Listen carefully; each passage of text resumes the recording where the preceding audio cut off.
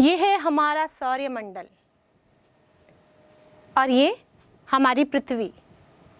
हमारी पृथ्वी हमारे सौरमंडल का तीसरे नंबर की ग्रह है।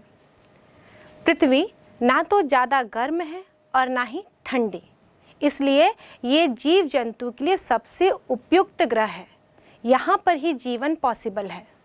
पर ये जीवन पॉसिबल कैसे हो पाया, इसको यदि देखें तो इस पृथ्वी के चारों तरफ है एक सुंदर सा ब्लैंकेट, वो भी गैसों का, जिसको हम कहते हैं वायुमंडल यानी कि एटमॉस्फेयर। इस ब्लैंकेट में बहुत सारे गैस हैं और इन गैसों में कुछ गैसें ऐसी हैं जो जीवन के लिए उपयोगी हैं।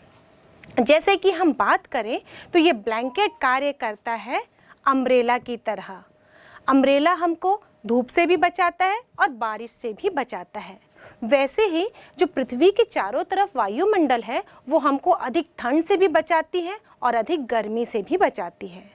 जो सूर्य से आने वाला प्रकाश है उसकी बात करें हम तो इसमें विजिबल लाइट भी होते हैं, इंफ्रारेड भी होते हैं, अल्ट्रावायलेट लाइट भी होते हैं। यदि हम अल्ट्रावायलेट लाइट की बात करें तो ये अल्ट्रावायलेट लाइट जो है वो ओजोन की परत से रोक दिए जाते हैं। पृथ्वी की सतह से 30 से 50 किलोमीटर के बीच में एक ओजोन की लेयर पाई जाती है। ओजोन जिसका कंपोजिशन होता है O3, यह लेयर अल्ट्रावायलेट किरणों को रोकने में सक्षम होती है।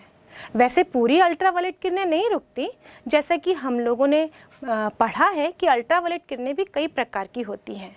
तो एक प्रकार की किरण तो पृथ्वी पे आ ही जाती है, पर हम कहते हैं कि जो हार्मफुल किरणें हैं उनको ओजोन रोक देता है।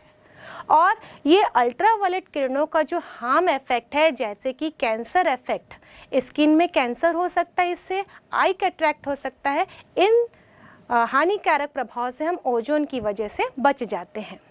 इसलिए ओजोन लेयर की बात करें तो ये पृथ्वी में जीवन संभव करने के लिए भी उपयोगी है। उसके बाद यदि हम देखें तो जो विजिबल लाइट है और इंफ्रारेड तरंगे हैं, ये पृथ्वी के एटमॉस्फेयर से अंदर पहुंच जाती हैं और पृथ्वी की सतह में रखी वस्तुएं, जैसे कि हम बात करें पहाड़ हैं, स्मोक है, डस्ट है, क्लाउड्स हैं, इन सब से अवशोषित हो जाती हैं। इंफ्रारेड की बात करें यदि हम लोग तो कुछ इंफ्रारेड क्लाउड से ही टकराकर परावर्तित हो जाती हैं, पर कुछ इंफ्रारेड भी पृथ्वी पर मौजूद वस्तुओं को प्राप्त होती हैं और वस्तुएं अवशोषित कर लेती हैं। लेकिन जो सूर्य से इंफ्रारेड तरंगे आ रही हैं वो सूक्ष्म तरंग दैर्ध्य की होती हैं, मतलब कम तरंग दैर्ध्य की होती हैं, जिसके कारण ये आसानी से पृथ्वी की सतह पर एटमॉस्फेयर को भेदते हुए पहुंच जाती हैं और वस्तुओं द्वारा अवशोषित हो जाती हैं। पर जब ये वस्तुएं इन तरंगों को वापित उत्सर्जित करती हैं तो ये तरंग दैर्ध्य लंबे तरंग दैर्ध्य होते हैं और ये पृथ्वी की सतह पर उपस्थित गैस, जिसको हम ग्रीन हाउस गैस कहते हैं, इनमें शामिल हैं carbon dioxide, methane, water vapour, तो इन गैसों के द्वारा अवशोषित कर ली जाती हैं, जिनसे कि इनका तापमान बढ़ जाता है। हम जानते हैं इंफ्रारेड तरंगों का ऊष्मीय प्रभाव होता है, इसलिए तो हम इनको ऊष्मा तरंगे भी कहते हैं और इसी कारण पृथ्वी का ताप भी बढ़ जाता है। और यही ताप पृथ्वी में जीव या जीवन सर्वाइवल के लिए, जीवन के लिए बहुत उपयोगी है। यदि इंफ्रारेड तरंगे पृथ्वी पर अवशोषित नहीं हो पाती, इसके एटमॉस्फेयर में मौजूद गैसों के द्वारा अवशोषित नहीं होती, तो पृथ्वी का तापमान आप इमेजिन कर सकते हैं कितना हो सकता था।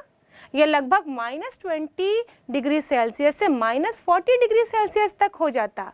तब बताइए क्या यहाँ पर जीवन पॉसिबल हो पाता? हम तो 0 डिग्री सेल्सियस पे सरवाइव नहीं कर पाते, तो माइनस की बात हम सोच ही नहीं सकते। यदि हम ग्रीन हाउस प्रभाव की बात करें तो ये ग्रीन हाउस प्रभाव क्या होता है? वैसे बच्चों, ग्रीन हाउस आपने कहाँ देखा है? ग्रीन हाउस उपयोग किया जाता है नर्सरी में। नर्सरी में हम एक कांच की घर लेते हैं, मतलब उसकी दीवारें और छतें पूरी कांच की होती हैं और उसके अंदर पौधों को उगाया जाता है, जर्मिनेट किया जाता है, क्योंकि पौधों को भी बढ़ने के लिए एक निश्चित ताप की आवश्यकता होती है। यदि हम दिन की बात करें तो सूरज की रोशनी पौधों को मिलती है, लेकिन जब रात हो जाता है तापमान गिर जाने की वजह से पौधों को उतनी ताप या उतनी ऊर्जा नहीं मिल पाती, जिसके कारण पौधे प्रॉपर जर्मिनेट नहीं हो सकते, विकसित नहीं हो सकते। तो हम कांच की दीवारों और छतों के घर तैयार करते हैं। अब होता क्या है, दिन के समय सूर्य से आने वाली कम तरंगदैर्ध्य की इंफ्रारेड किरणें इन कांच की छतों को, दीवारों को पार करते हुए पौधा घर में घुस जाती हैं, और उसके बाद जब सूर्य नहीं होता रात में, तो इन पौधों के द्वारा उत्सर्जित की गई अधिक तरंगदैर्ध्य वाली इंफ्रारेड तरंगे, इंफ्रारेड वेव्स इन छत से पार नहीं हो पाती है, जिससे कि इस पौधे घर का तापमान नियत बना रहता है। सेम उसी प्रकार भी पृथ्वी भी कार्य करती है, लेकिन पृथ्वी की कांच की छत कौन सी है? यदि हम पृथ्वी को कांच की छत के अंदर इमेजिन करें तो ये कांच की छत इसका एटमॉस्फेयर ही हो सकती है, और इसमें मौजूद जो ग्रीन हाउस गैसें हैं वही यहाँ पर कांच की छत की तरह कार्य करती है और इंफ्रारेड तरंगों से आने वाली ऊष्मीय ऊर्जा को अवशोषित करके पृथ्वी के ताप को नियत बनाए रखती है। इसलिए जब सूरज नहीं भी होता जिस भाग में, उस भाग का भी तापमान बना रहता है। पर किसी भी चीज़ की अधिकता हमेशा विनाश का कारण बनती है। यदि इस पौधा घर में हम अधिक ऊर्जा दे दें ऊष्मीय, तब क्या होगा? ये सारे पौधे जल जाएंगे, विकसित नहीं हो पाएंगे, मर जाएंगे। सेम वैसे ही यदि ज़्यादा अवरक्त किरणें इस पृथ्वी पर मौजूद हो जाएंगी तो उसका ऊष्मीय प्रभाव भी अधिक हो जाएगा और पृथ्वी का तापमान बहुत अधिक बढ़ जाएगा, जो कि हमारे जीवन के लिए सूटेबल नहीं होगा। और इसी कंडीशन को हम कहते हैं ग्लोबल वार्मिंग, और हम ग्लोबल वार्मिंग की कंडीशन में अभी आ ही गए हैं। और यही कारण है कि हम देखते हैं कि वेदर में जो एक नियमित चेंज होना चाहिए वो ना होके आकस्मिक चेंजेस आ रहे हैं। तो ये ग्लोबल वार्मिंग क्या है और कैसे उत्पन्न हो रहा है, इसकी बात हम करते हैं। यदि वातावरण में, एटमॉस्फेयर में ग्रीन हाउस गैस बढ़ जाए, उसके कारण वातावरण का ताप बढ़ जाएगा, और यदि वातावरण का ताप बढ़ जाए तो इस पृथ्वी पर मौजूद ग्लेशियर्स हैं वो पिघलने लगेंगे, जिसके कारण स्नो और आइस की मात्रा, बर्फ़ की मात्रा में कमी आने लगेगी। और जब बर्फ़ पिघलने लगेंगे तो समुद्र तल का जो स्तर है वो भी बढ़ने लगेगा।